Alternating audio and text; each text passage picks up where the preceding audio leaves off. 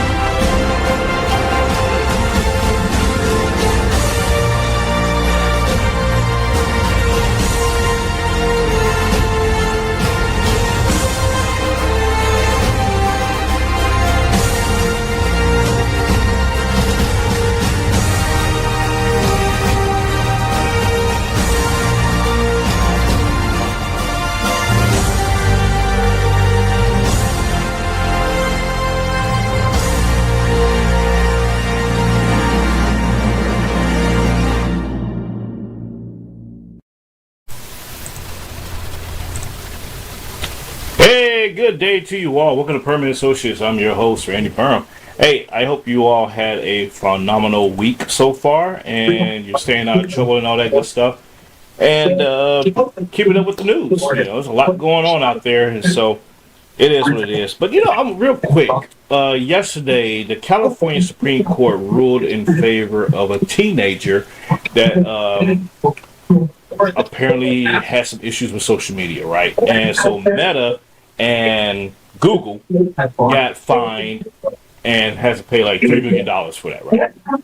I'm of the flavor of these social media companies should put a ban on teenagers having access to social media if they can't handle it. That's just me. But anyways, hey, we got a very special guest. And I say that with plural with us today. We got Tiffani and Andres Sanchez. We're coming back to conclude the financial series for you all. Without further ado, let me bring in the panel here because today we're going to talk about retirement, and I know that's heavy on a lot of people's minds. So, welcome Tiff, welcome Andreas, welcome back. Thank you for having me. Thank you. Absolutely. So, real quick, Tiff, we'll start off with you, ma'am. What's been going on in your neck of the woods? Well, both Andreas and I are in like the same state, so it's been kind of hot here. We weren't really thinking that March would be in the 90s, almost to the hundreds. So we've had some pretty hot weather, which is good. And then it'll go down to 70s next week and probably peak the next week after that. That's how our weather goes. But it's good. It's been good here. That's good. Dre? Yeah, it's been hot, right? So we've been breaking records because this time of the year is not usually it's hot, but Mother Nature has its ways. Yeah, I agree. It's been a little unseasonably hot here in Texas too. Because I remember at least in 2024, it was during the primaries, it was around 40 degrees, 30 degrees. Because I remember being in a coat and gloves, and this year I was kind of like almost in shorts and t-shirts. So it's been sitting around, hovering around the 80s these last few days. So it's been a little weird. But ladies and gentlemen, for the record, no, it is not climate change. It happens. So get over it. Just calm down, freaks. Oh my God, it's climate change. See, it's real. No, it's not. Okay, calm down. Anywho, but we're gonna kick off. Like I said, we're gonna kick it off with talking about retirement. This is a tumultuous times in the markets right now with the economy, with the war with Iran going on and everything else. You see TSA employees not able to get paid. The Department of Homeland Security being essentially trying to get defunded.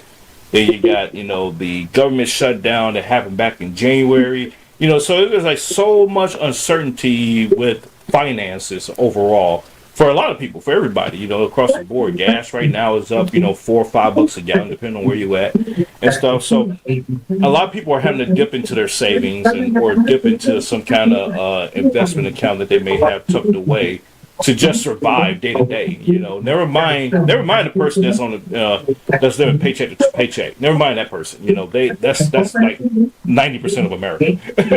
So Right. we figured it out. We'll be all right. But the ones that are having to say, okay, I depleted all of that. Now I have to dip into other things. What about my retirement now? How does that look for me? And so Andres, you're the SME, the subject matter expert in this field, and I want to get your thoughts on, for those that are still in the workforce, what would be the best solution for them to start looking at preparing for retirement? How soon should they start looking at retirement? Let's start there. How soon should they start looking at that? I mean, like, people need to have at least a plan 10 years before they retire. That's the latest they start should looking. I believe full retirement right now is around 67 years old for FRA. So on around 55 to 57, you still should looking at your options. Understanding what your Social Security is going to look like, whether you retire at 65, 67, 70, or you take early Social Security. So those are probably the ages that you want to look into it. Now, retirement planning, a little bit different.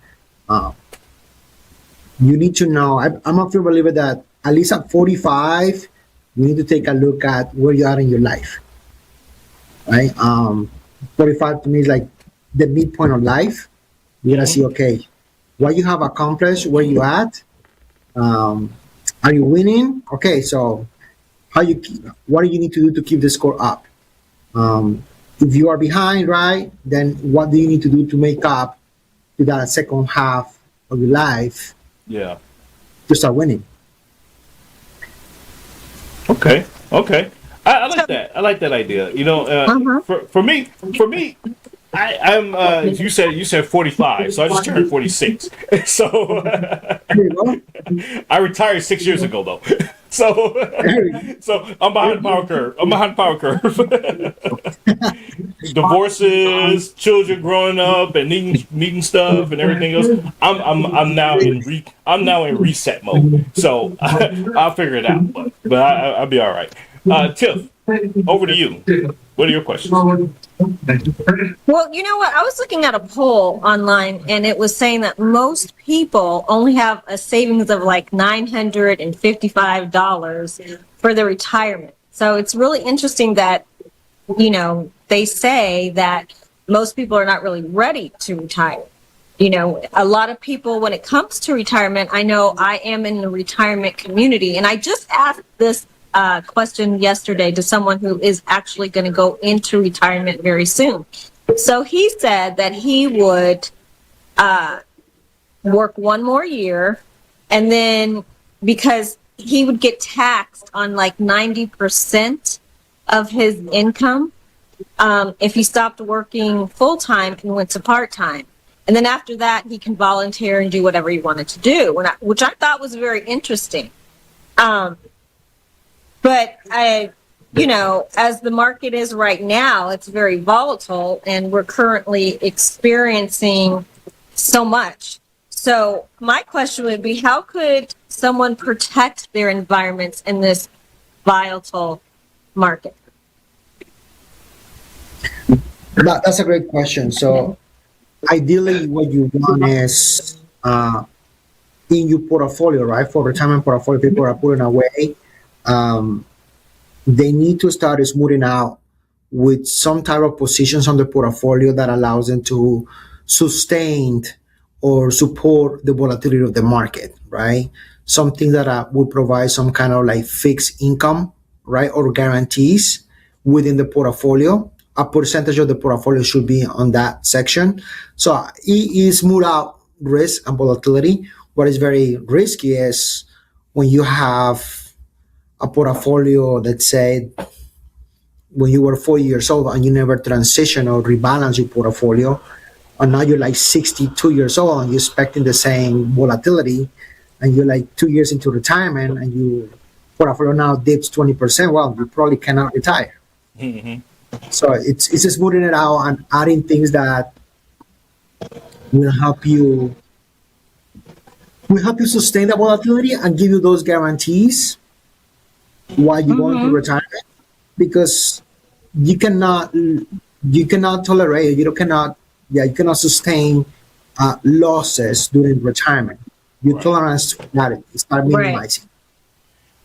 Now, Drake, so talk to us about, and I love that because you're right, but more and more, as I guess you could say, this generation and the next generation that are getting into the job market and getting into the job sector, they're coming into jobs that don't even offer retirement plans anymore. It's kind of like this revolving door of, hey, you're here for 3 years, get the hell out.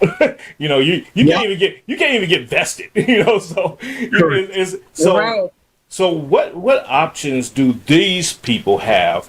This population of people have to start investing into their own retirement. What give us some options there on what they can do. I mean, that's a great point right there. I believe that there is a lot of defined contribution plans out there that they're designed for that purpose. Because to your point, Randy, the defined benefit plans that grandma they used to be positioned on, right? Defined benefit plans was like you work for a corporation for X amount of years. There's some companies that still do it, but those plans are old, they're expensive. Companies, I mean, they're almost non-existent. One of the things is on those defined benefit plans is the longer that you work on that place, the higher your retirement will be. So it was contingent for you staying there, correct? So that's why you see grandpa and grandma trying to work as many years as possible in the same place. And that institution was responsible to provide the pension, sustain the pension, and guarantee the pension. So they will bear all the risk and all the burden, those companies. Obviously, that's very expensive. And with the RISA, what happens in the 90s, pretty much what it opens or helps is they open the defined contribution plans. That's the question that you're asking. So that relates to like 401ks, 403bs, SEP IRAs, Roth IRAs. So those are those plans. And what allows you to do is, okay, now we're splitting the risk, Randy. So let's say I'm the employer, right? You're the employee. So before, the longer you stay, I have to carry all the risk and I have to guarantee your pension. Now it's not that. Right. Now, you're going to work with us, right? And as an incentive for me to keep my employees, I'm going to give them either health benefits or a 401k plan. If I'm at a state institution, probably a 403b, right? For like teachers and things like that. People who work in hospitals. So how that works is as you're working and you contribute to the plan for your own savings, the benefit for Randy for doing that is that he's putting money pre-tax. So you get to save before you tell Uncle Sam how much you make. So let's say, Randy, for argument's sake, you're making 100,000 and now you're making, out of 100,000, you contribute 10%. So you put 10% of your paycheck into the 401k. But for Uncle Sam, you actually make 90,000 on 100. So that money goes there prefer taxes. Now, I'm as an employer, I'm going to match. That varies by company, right? They can match 3-6%. Sometimes I see some companies that do 10%, right? They match dollar per dollar. They're very aggressive. That's good, but that's not the norm. They're almost around 5 to 6%. So for every dollar that you put in, I'm going to put 50 cents up to 6% on your salary. So in this case, if you put 10,000, I end up putting, let's say, 6,000. So in your account, Randy, you actually for that year put $16,000 there. I deducted that from my taxes, right? As a corporation, you deducted that from your income, goes on that pot. It grows, it's in the market, it grows compounded interest, it grows deferred, which is the magic, the one time to grow. And it's not paying taxes while that money is there. It's designed for retirement. That's why usually some of the clauses that the government has is You want to start touching that money or having access to the money after 59 and a half. So people should maximize that if they're an employee, for example, Yeah. right? Because it's free money. Yeah, Right. you said something that triggered me. I'm sorry, Yes, go ahead. and I'm gonna derail the show here at this point because I am a person that hates taxes. Right, I am an abolish the 16th Amendment guy. So There we go. so we already have a corporate payroll tax, right? So corporation, they receive income from their product, their services, whatever. And they have their balance sheet and their budget, and they say, okay, we're going to pay the IRS this amount of money for our payroll taxes and stuff, right?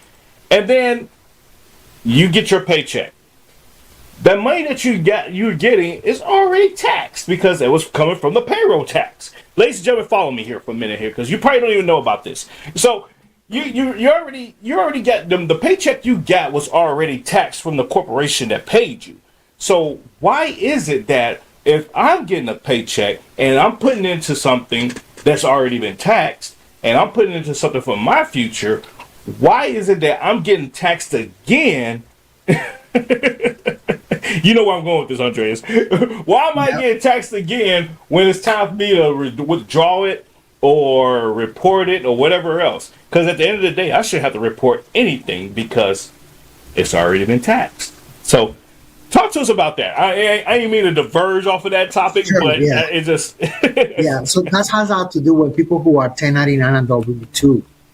Okay, so when you're W-2, the tax that you pay into it, I mean, like, technically speaking, the corporation is paying half your taxes.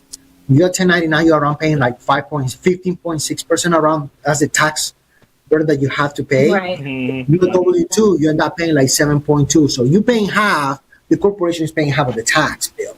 So that's the difference. So when it comes due, then they tell you, okay, this is how much you owe. But technically speaking, the corporation is paying half of the tax that is billed. Now, if you're self-employed, it's different.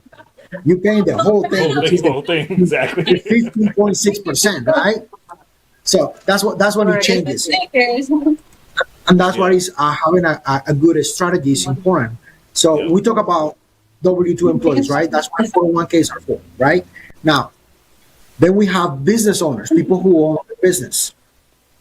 So they don't have those contributions per se, but they have options, for example, SEP IRAs, which are fantastic because allows you to put aside, right, up to 25% of the income that you pay yourself. So I'm just going to keep it in the same $100,000 number, right? So if I am now, Randy owns his own business and Randy says, okay, I'm declaring $100,000 that I pay myself in a salary, right? On my through my corporation. I own the business. So out of those 100,000, I can technically put $25,000 aside for my retirement. Okay. Okay. When I go to Uncle Sam, I just showing that I earned $75,000. Right. Okay. And that lowers the tax bracket and allows me to put money aside. Exactly. Especially because business owners, right? One of the big things when it comes to taxes, I do a lot of financial planning, so it's like I see a lot of business owners almost paying zero on taxes. They're showing nothing. They got good revenue, so they need to find that balance because not paying anything on the long run it hurts them when it comes to Social Security. Okay, we're gonna get into that portion, but also you don't want to. Nobody wants to overpay. That's simple, right? No, exactly. Somebody got to have that balance. Exactly. And I love that. I mean, I absolutely love that because, and I'm going to kind of go back to the 401k, 403b, whatever, those pensions. So we realize that all this stuff is skyrocketing, right? And a lot of people look forward to putting, the IRAs and 401ks, but they really don't have the basic foundation of how it works. And I think you kind of just touched on that. So there are numerous vehicles of retirement being offered to the general public.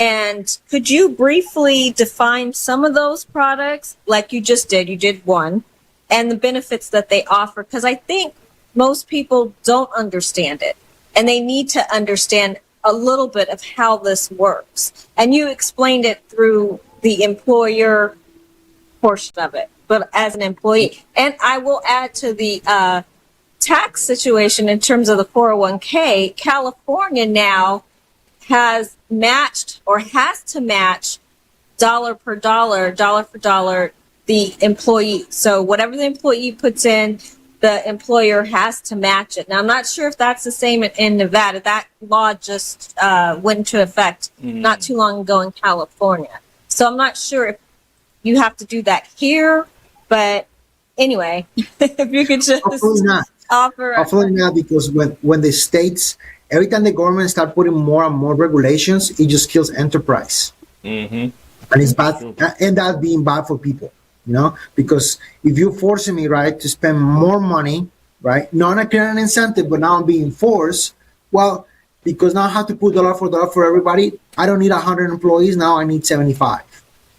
It's always Right. about So now you're gonna, yeah.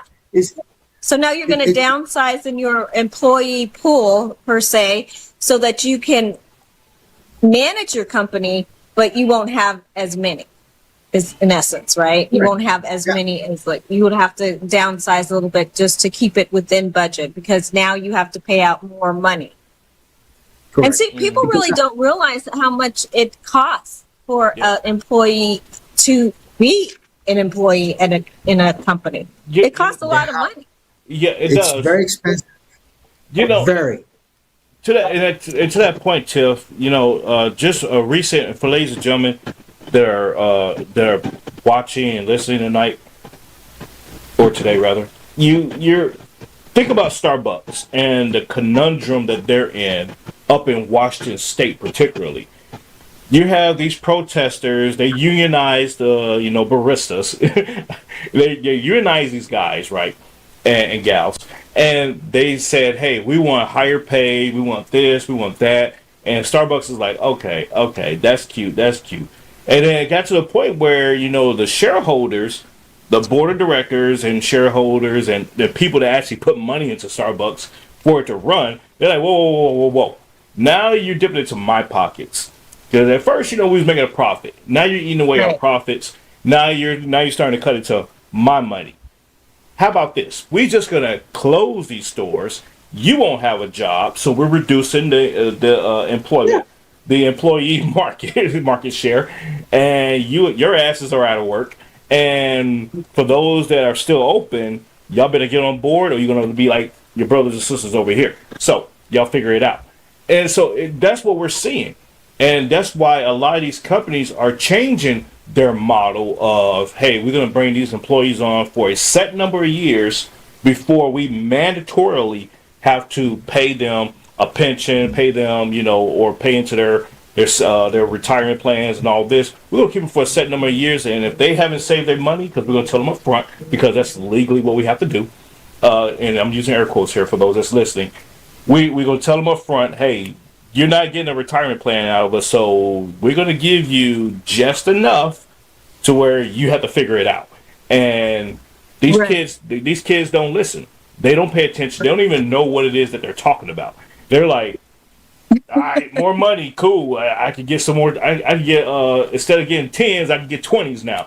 Instead of playing PlayStation 4, I can play PlayStation 5 now. That's what they're looking at. So that's what we're, and this is just an illustration for the listeners today as to what we're looking at in society overall when it comes to planning for your retirement. And once again, these kids are 18, 19, 20 years old, thinking that they're going to have a 40-year career at Starbucks. They're not looking at going, somewhere else. They're thinking they're going to climb that little corporate ladder at Starbucks and take over the CEO's job in 20 years. That ain't happening. So No. yeah, I think I've seen maybe 2 cases or something like that happening in all the Yeah. companies around the world, where they started off as the pallet guy, and then they became the CEO 30 years later, type of thing. That's like 2 cases of that one.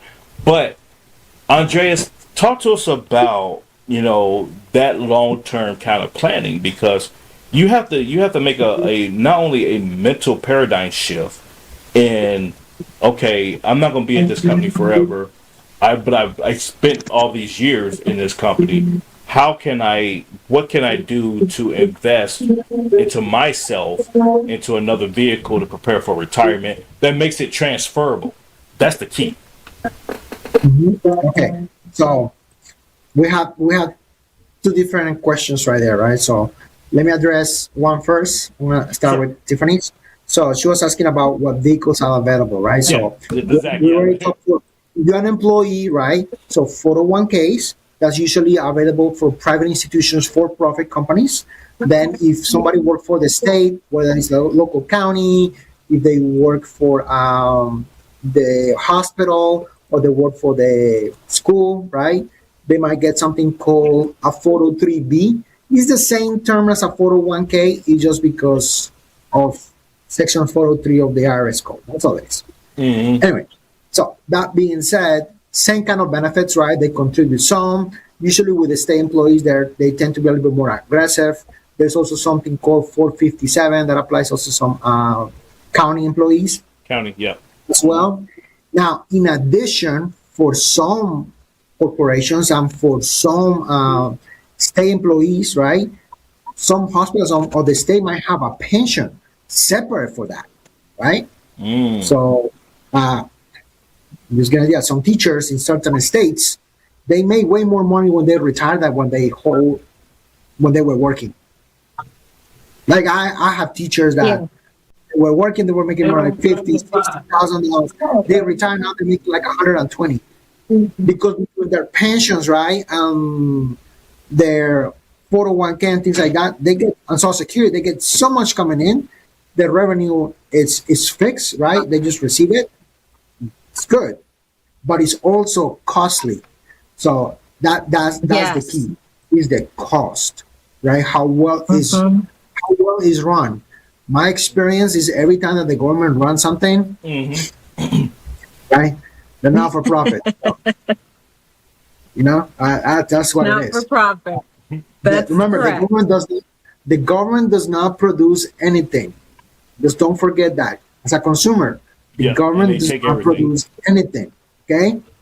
Right. Now, just like if a bank needs your money in order to, secure your money or to hold your money. If the bank doesn't have your money, it can't exist because it doesn't have any money, right? So you're right. In most cases, Ladies and gentlemen. So that's 401ks, 403bs. Then if you are single person, also, even though you have a 401k, you can also open an IRA, which is an individual retirement account that allows you to put money in up to $7,500 a year if you're under 50 years old. If you are over 50, you can do 85 plus $1,000 catch up, so 8,600 this year in 2026. So you can put money there on the as a pre-retiree. You have full control on that account. So to run this question, which one you have full control on the IRA? Because it's individual, you manage and you don't control what you put in. On the 403bs and on the 401ks, it's a menu, right? So these corporations, the employer goes and hires a financial institution, and they kind of like preset a menu of some kind of mutual funds that you can invest in. Now let's grow over time. It's expensive to manage it, right? So some of what you put in goes into that, and also the employer has to pay for the manage of that over time.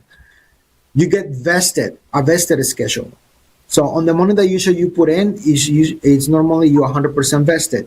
So on the money that an employer puts in, they can, based on your years of service, you start acquiring, your vested schedule goes to zero. So let's say sometimes with some employers after, let's say 5 years into the business that you're working with somebody, or some companies 3 years, you're 100% vested into what you put in plus what the employer puts in. Great advantage, right?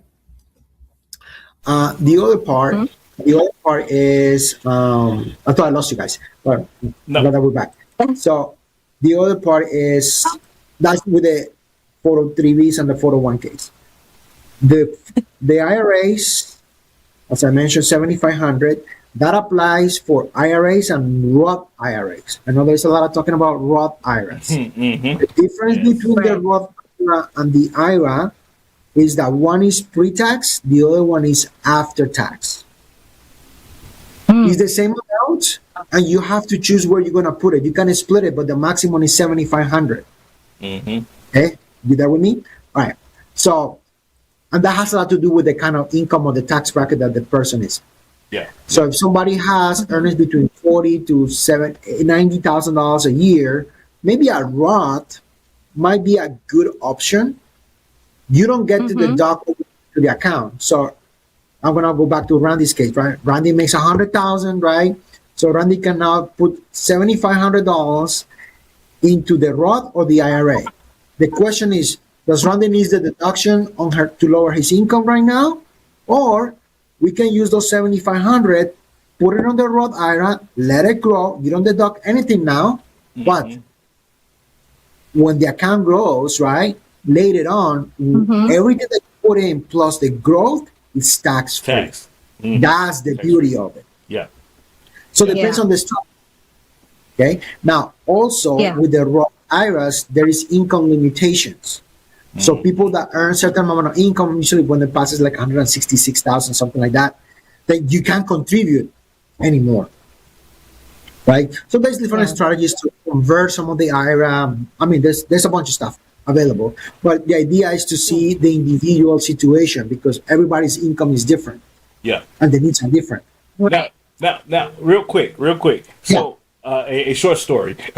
In 1998, when I was in basic training, our drill sergeant was like trying to make us invest, right? And he said, and it was a credit union right across the street from our barracks. And so he marched us over there one day when we got I think it was our second paycheck. It was like our second paycheck. And none of us knew what the hell was going on. You know, we're all 17, 18-year-olds. You know, we're like, we just got paid. He's like, all right, privates, let's go across the street. And I'm gonna show y'all how to make some money. And so I think he had like a kickback scheme going on because it just didn't make any sense at that time. But he had us open up IRA accounts, right? And so I went to be the like smart ass, and I did a Roth IRA. And so I opened it up with like $200. And by the time we graduated, like 6 months later, I closed the account and withdrew the money. And they sent me in a letter in the mail saying, you know, this is what I owe to the IRS for withdrawing. So it was a penalty. And I was like, they didn't tell me about this. So it was a lesson learned not to it. So if you open up an IRA, folks, a Roth IRA, leave the money in there and let it mature. And you don't necessarily have to keep up with the payment schedule, but of the limitations. Just whatever you put in there, leave it alone. Otherwise, you're gonna get taxed. So there's that lesson. Now, for limitations, because you brought up an excellent point, and I love how you framed it. Limitations on what you can put into your IRA, and you're like, man, I got all this money that I want to put into something, but I can't put it into the IRA because it's capped for the year. What about a certificate of deposit, better known as a CD? Is that an option that they can do, or would you recommend something else for those that have excess funds that they want to invest in? Well, a CD is not an investment. Ooh. It's a method of savings. Ooh. Okay. Talk to us. All right. So a CD is a long-term saving plan, right? Because at the end of the day, on the note, whether you take the money out or not, you pay taxes. So it's not tax deferred. It's taxable, right? Yeah. But different from the savings account of the market, right? Whether the Roths and the IRAs, they're tax deferred. That's the power of compound growth. It's key because over time it can play on your favor, but if you don't play it well, you're gonna play it you, right? So that's the key. So CDs are like for people who, I think that if you want to keep your emergency money, on a lot of CD like every 3 months. Yeah. Because Yeah. there'll be inflation, all of that. It's just cash on. Like right now, you get good offers on some CDs because money's expensive right now because inflation. So keep a lot of liquidity, to say. But that just to answer your question, yeah, the CD Yeah. is Yeah. short term. That's it. Right.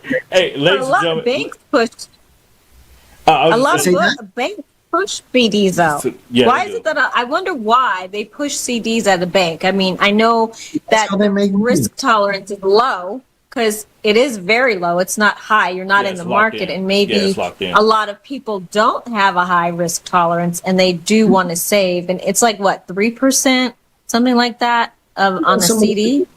Depends. Yeah, it goes around a little bit under the inflation rate. Yeah.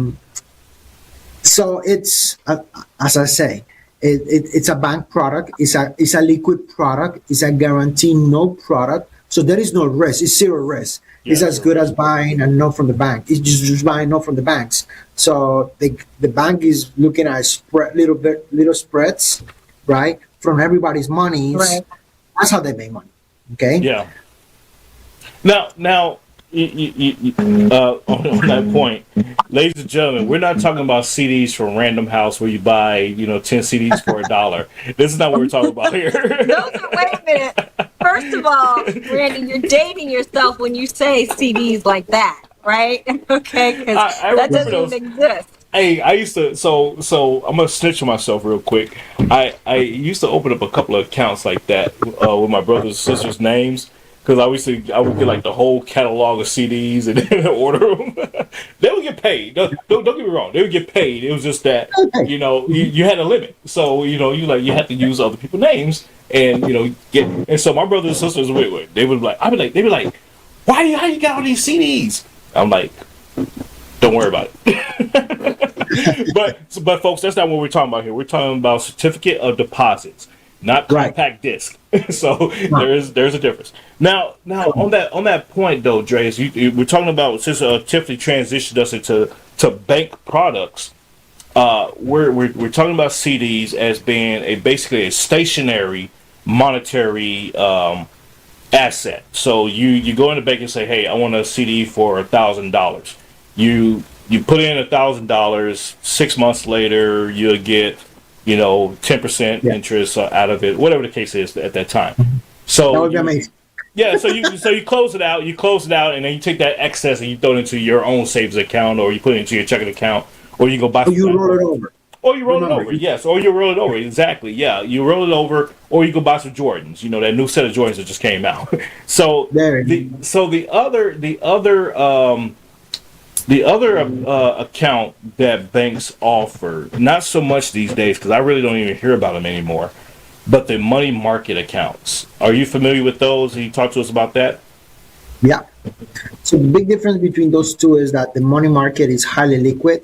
The CD is not. The CD you just lock your money for a period of time, whether it's 3 months, 6 months, a year, 3 years, sometimes 5 years, for a guaranteed interest rate. It's a note, right? They say, okay, we're gonna pay you for this duration. We're gonna pay you X amount of interest rate. Yeah. But there is a penalty if you break the CD, right? And usually the penalty is that you lose that interest rate. That's what it is. Right. On a money market, it's more like a cash account. Okay,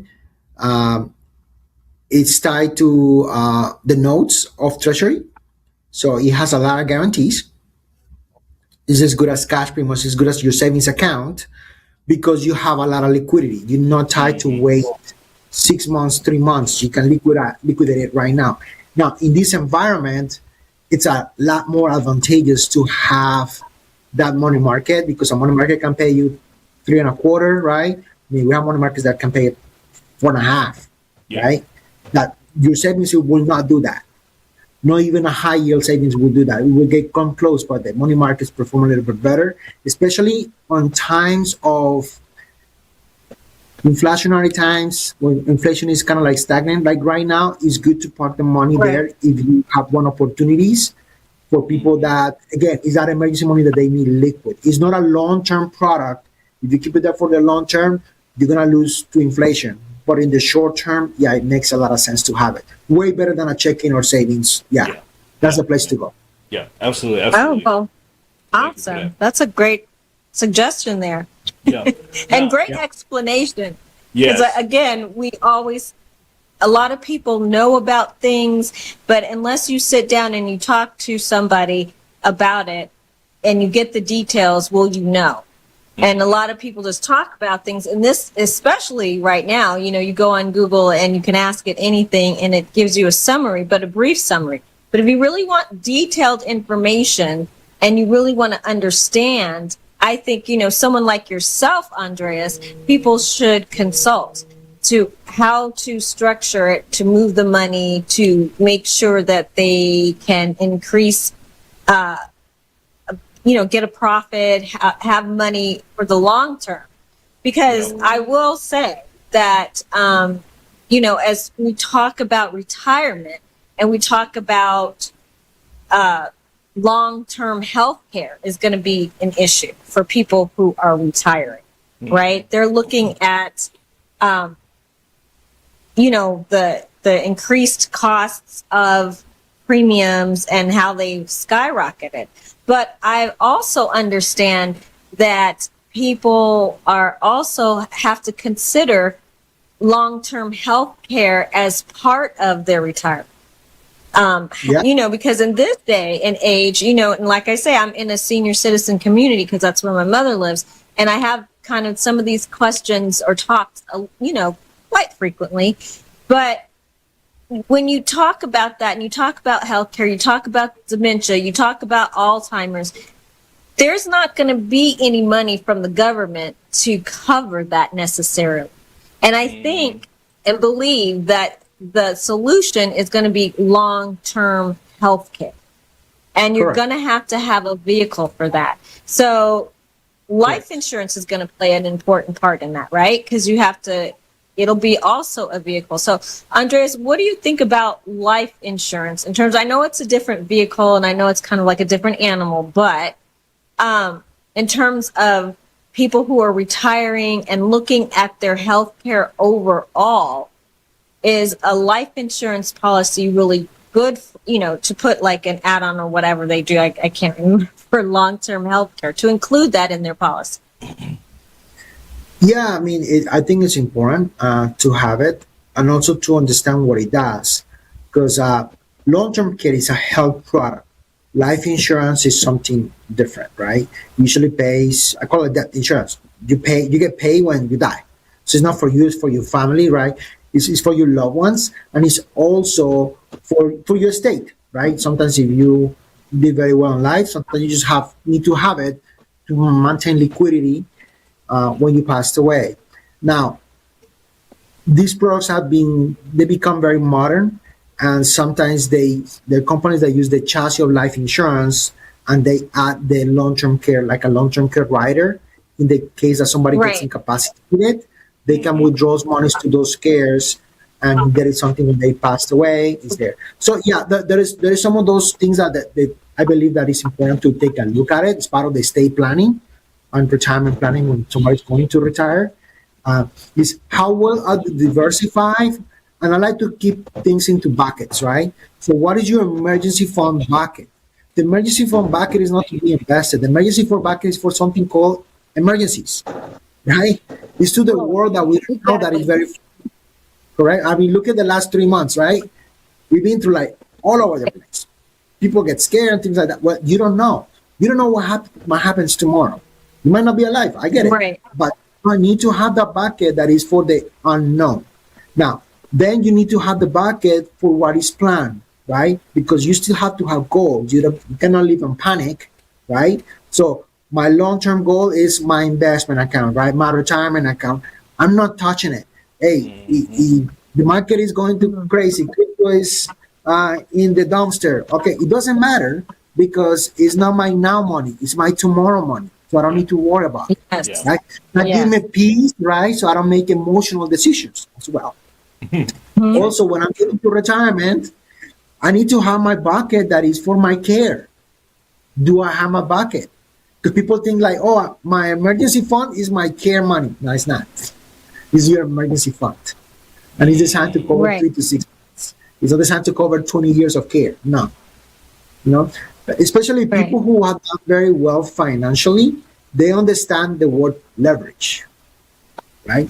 And when it comes to kid and you get into retirement, it's very unwise that you're gonna suck the whole bill. You planning people that they don't have a plan, their plan actually is I'm gonna absorb the whole bill. I'm taking 100% of the risk. Yeah. Why would you do that Yeah. when you know that you can transfer some of that risk to an institution?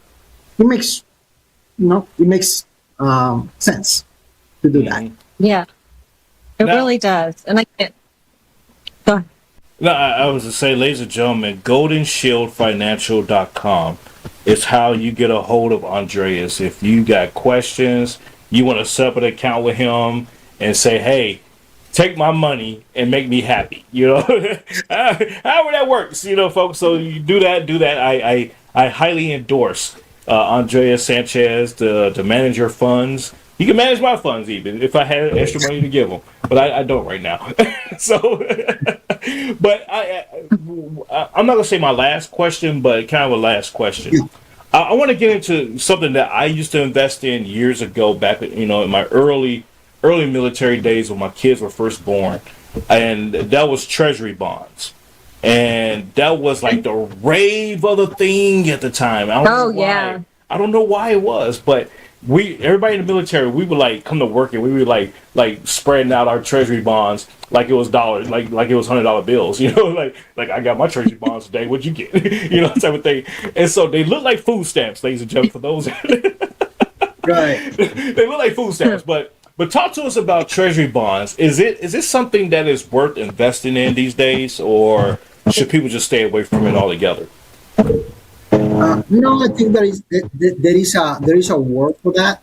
There is a necessity for that, because technically speaking, everything that you invest in your banks and stuff like that is backed by treasury bonds. Mm-hmm. In any portfolio, it's good to have some sort of security per se. And with treasury bonds, it depends, right? It's a 5-year, 1 year, 10-year, 20-year, 30-year treasury bond. It's the longevity comes with it, but it's also a risk per se on the cost of the bond because of the time, right? Yeah. So the risk is time. The risk here is time. So yeah, depending on the strategy with the client, we see what it fits. Correct. There is many vehicles these days that they have some sort of treasuries built into it to give some support, and that allow us to do leverage with the rest, per se. Yeah. Gotcha. Yeah. No, absolutely. And going back to that, for a second, I at one time you had to go to, I want to say it was the bank, and you had to fill out the paperwork for it and mail it in, and then you wait like a month or two, and then you got your bond. It was a paper bond, y'all, that you got back in the mail, and you put it in your safe, put it in a drawer somewhere, and the only way you knew like how much it accumulated was you had to go. You couldn't even go online. You had to call a number. You had to call a 1-800 number and punch in your account code, the certificate number, and it'll tell you how much it accumulated. And so now you can actually go online and order it and have it shipped to you, or it just stays stagnant in an account, and you just have to go in and play with it from there. And so you had your Series EE bonds, your Series E bonds, A's, and stuff like that. Yes, ladies and gentlemen, I am dating myself. I'm going way back, but this is something that still exists. That, like I said, a lot of people got away from. They just you just don't even hear about it anymore unless you're some kind of like financial nutcase and you're watching it on TV and you see that little ticker at the bottom that says Treasury bonds and how much the percentages are on them, and you will see it says 1 year, like you just said to your point, 1 year, 5 year, 10 year, 20 years, etc.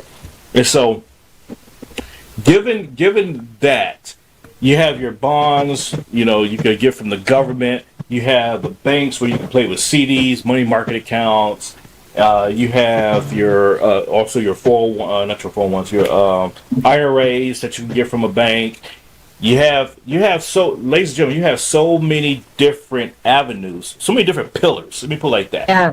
You have so many different pillars that you can Yeah. say, I can put $25 here, $100 there, $50 here, $25,000 there, and throw in, my income tax return. The hell with the kids, they be all right. Throw that in there, and and you could exponentially, by the end of the next calendar year, you could exponentially have grown your net worth to a point of where you can say, okay, I'm gonna take the dividends, that the excess, the interest that I have accumulated, and move that into something else. What would that something else Right. potentially be? Like in terms of what stage, like retirement, getting income. Yeah. I mean, like Yes, your retirement. You're opening up a whole new window now. Is it real yeah. estate? Would it be real estate, or would it be no, not real estate? No, I mean it depends on what the situation is, right? So like somebody's going to retirement, most likely what they're gonna need is income. So my question for them is like, I read the position and I ask them, okay, how much of what you have accumulated, how much of your lifetime savings are you able to lose, or are you willing to lose? Mm. And I just wait. I say, okay, and if the answer is I can afford, I'm not willing to lose anything. All right, Yeah. let me show you the guarantees, right? How we move in the world that you don't have to worry about how the market is going. You bomb Iran tomorrow, you don't have to worry about that. Your money is secure and protected, right? So we have that stuff. Yeah. So people say, well, you know what? I don't want to get completely out of the market. Okay, let's put some security checks in your lifetime savings, and let's put some money there also that generates some income for you, and some money that is going to have growth, so to keep up with the cost of inflation as well. So your money keeps growing as you're getting income. Gotcha. Some people also just need to reduce their taxes. That's No? true.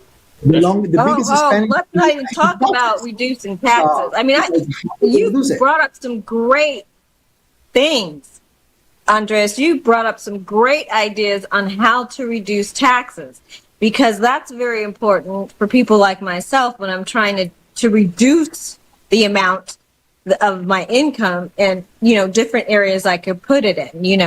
You go through your donations, you go through. I just don't pay the shit.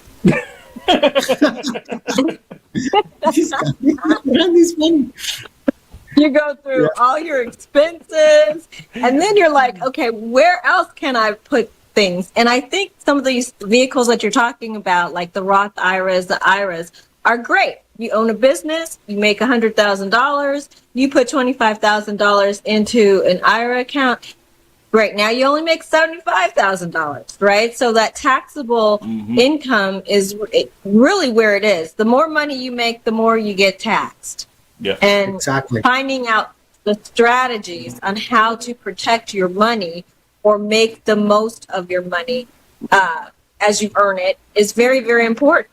And especially to entrepreneurs, like myself and other people who, you have people that you consult about these things. But it's really good to know when the public or other people know that there are other vehicles and that you can utilize that are going to make sense for maybe the average, all people, like a variety of people, diversified group of people. Absolutely. So I love what you say, Andreas, because it's absolutely right on.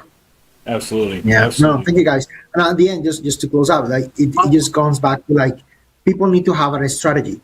Whether you are 18 or 20 years old or you're 65, right? What is it, your strategy? What is your goal? Do you have a defined, clear path, or do you just live in the moment? Because how to explain this?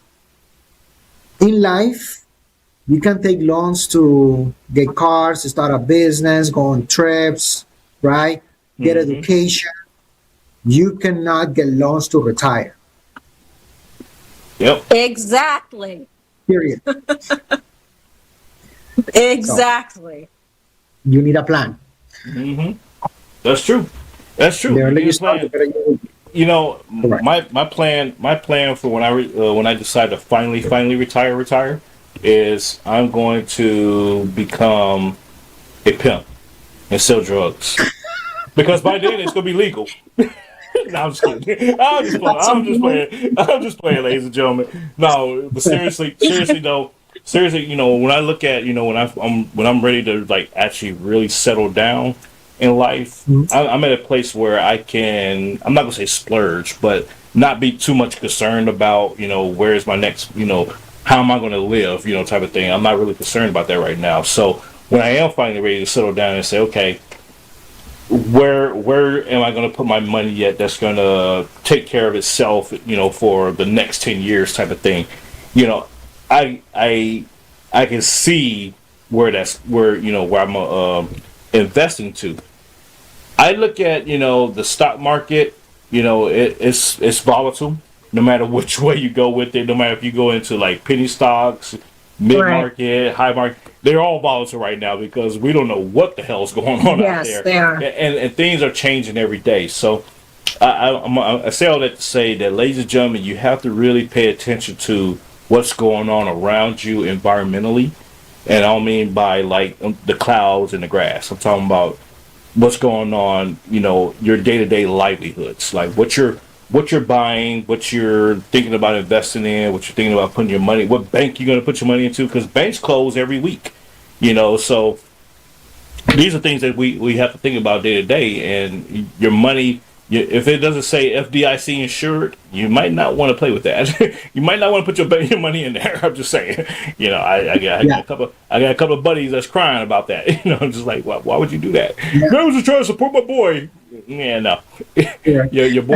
It's important that there's a lot of hearsay these days, and unfortunately, there's a lot of things in social media, and Yeah, people that's true. are very distracted. But it's important that you have a professional in your corner at the end of the day, right? If you wanna do it, for Absolutely. I couldn't example, agree more. yeah, if you want to do your taxes on your own, it's on your own risk. Pay a Yeah. professional. Trust me, it's worth the extra fee, right? If you want to buy a house, I get it. You can go and buy a house yourself and just do the hustling job and things like that. But in my case, I happily pay a professional to do that, Yes. right? Because Yes. my time is valuable. Same Exactly. thing goes with your finances. Pay a professional. It's worth it. They're on your corner because if you make money, they make Make money. money. Amen. Yep. Exactly how it works. It's in the win-win situations with them. Yeah. Yeah, absolutely. So- And to your point about paying people to do stuff for you that's professional, the key word, ladies and gentlemen, is they are professional and they are certified. Just because they say Correct. they're professional doesn't mean that they're certified to do it. Yes. I identify as a doctor. Okay, it doesn't mean that I'm gonna do an operation on you. So, and just because you go to the website and you go to, say for example, for taxes, because we're in the tax season right now, you go to hnrblock.com does not mean that they're a professional. Okay, it's just a prompt system. It's not gonna be tailored to your situation, and they're gonna say, hey, by the way, did you know you can write this off? Or hey, by the way, you might not want to claim this. Or hey, by the way, there's different things that tax professional will tailor your taxes to versus a prompt system. Yes. So just keep that in Exactly. mind. Although I'm guilty, I am guilty of it, but I do know better. I just don't care because I'm just like whatever. Either I'm going to owe or I'm going to get something back. 9 times out of 10, I'm going to owe, and you still ain't getting shit. So it is what it is. But folks, Depends on the complexity, right? Depends on the complexity of your taxes. So it's there's enroll agents, there are CPAs, right? So you might an enroll agent might help you if you have a simple tax return. It makes sense, right? You can give you some tips and things like Right. that. If you own corporation and you are S corp or you are LLC and you have all these deductions, I mean, it's worth to get a CPA and pay that extra fee because it's gonna put you in the best position possible. True. Right? Do the work. So it's worth it.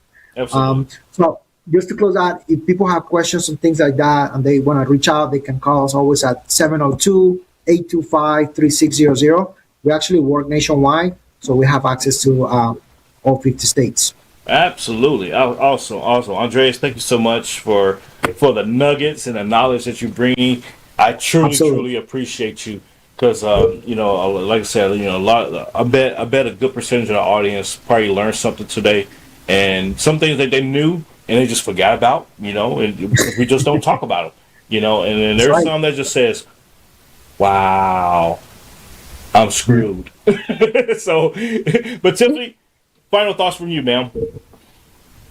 Well, I really do think that you should hire a professional, someone that can do your taxes. Some people do them on their own and they do well because they've been doing it for years. That's okay.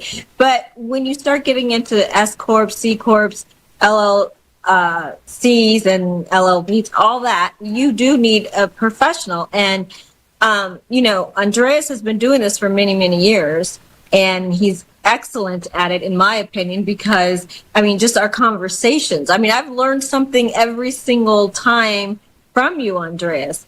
And it has been enlightening, and it's been such a good conversation that I'm like, oh my goodness, I'm so excited, because at least I learned something else today, right? If you learn one thing a day, you're doing good, I guess, right? So, Amen.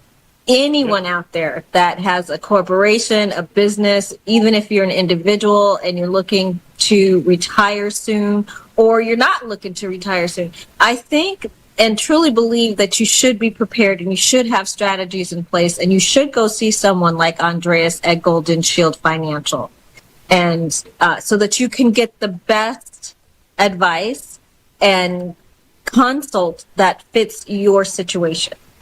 Absolutely. Thank you.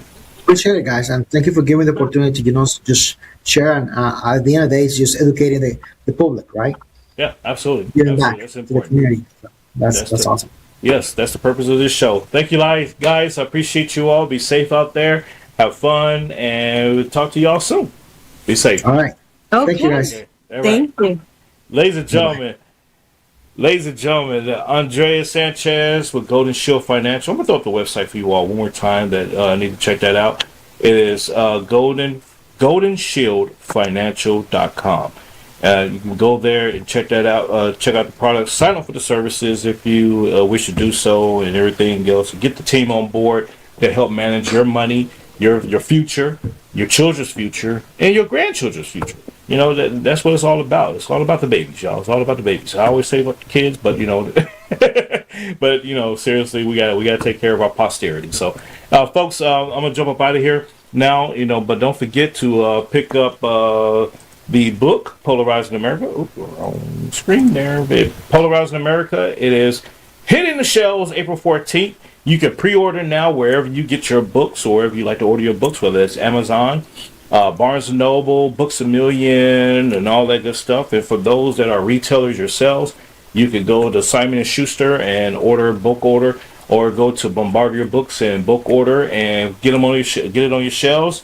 You can reach out to me at polarizingamerica@gmail.com. Polarizingamerica@gmail.com if you want to book a book signing event and whatnot there. And I will be happy to try to get to your location, depending on where you at. If you're talking about coming up to, I don't know, Greenland or something like that, we might have to make some other arrangements. But folks, I'm gonna get up out of here, and y'all be safe. I appreciate your support, and I will talk to y'all soon. Take care. God bless, and be safe. Ciao, ciao. I hope you enjoyed today's program. You can follow, like, share, subscribe on Spotify, Substack, Rumble, YouTube, Facebook, and your news. And also, you can download Let the Truth Be Told app on your favorite streaming platforms, such as Fire Stick, Apple TV, and Roku. Take care. God bless.